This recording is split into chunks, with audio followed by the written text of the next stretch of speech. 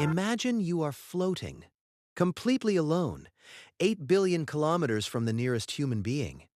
There is no sound, no light, just a faint blue glow ahead of you, distant, quiet, almost peaceful.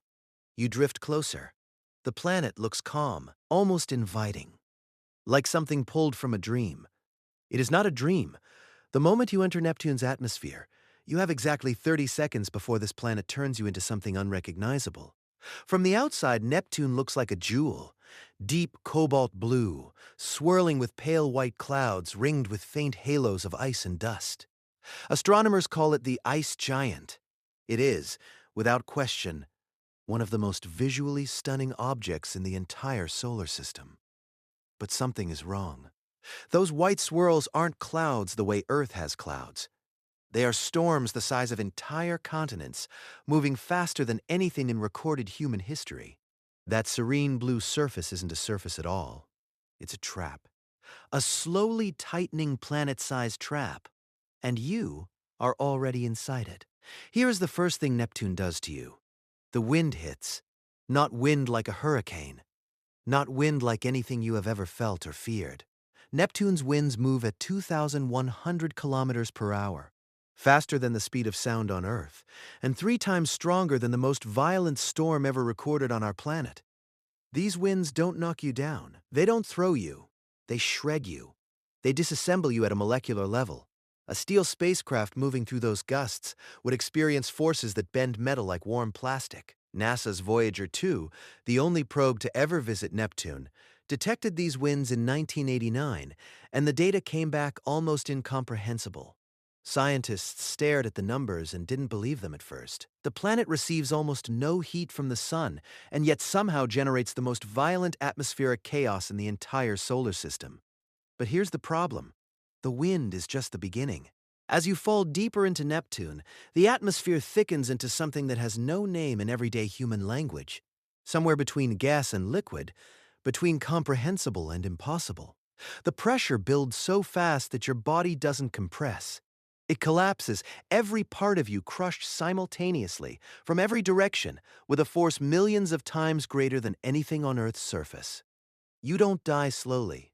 You cease to have shape. And deeper still, the temperature climbs to over 5,000 degrees Celsius. Under that heat and pressure, carbon atoms do something extraordinary. They crystallize. Enormous diamonds form and rain downward through the planetary interior, sinking toward a core we cannot see and do not fully understand. It is simultaneously the most beautiful and most nightmarish thing in the solar system. But it gets worse.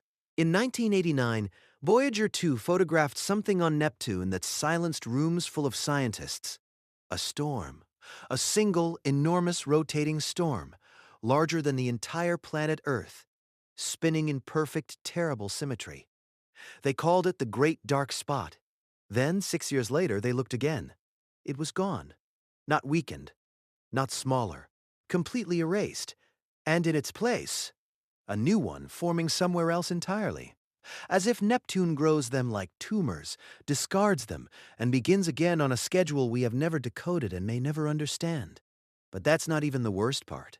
Neptune has a moon called Triton, and Triton is dying. It orbits Neptune backwards, against the direction of the planet's rotation, and every single year Neptune's gravity pulls it incrementally closer. In approximately 3.6 billion years, Triton will cross what scientists call the Roche limit, the invisible boundary where tidal forces exceed a moon's structural integrity, and Neptune will tear it apart completely. The debris will form a ring system so dense it would rival Saturn's, a moon being slowly methodically executed by its own planet. And here is what makes that unbearable. Triton has active geysers. A thin atmosphere. Surface features we have barely mapped. Some scientists have quietly wondered whether it could harbor some kind of chemistry, some process, something we haven't considered. We will never know, because Neptune is going to destroy it first. Neptune has been out there for 4.5 billion years, alone, violent, burning on the inside, freezing on the outside, erasing its own storms like notes on a chalkboard, slowly executing its own moon. And in all that time, all those billions of years of fury, We sent exactly one spacecraft. It flew past in a matter of hours, took a few photographs and ran. We didn't land. We couldn't. We barely looked. The universe did not build Neptune for us to understand. It did not build any of this for us. We are the anomaly, the brief, fragile, improbable accident staring out from a small, warm rock at things that were never meant to be survived. Neptune doesn't know you exist, and somehow, that is the most terrifying thing of all.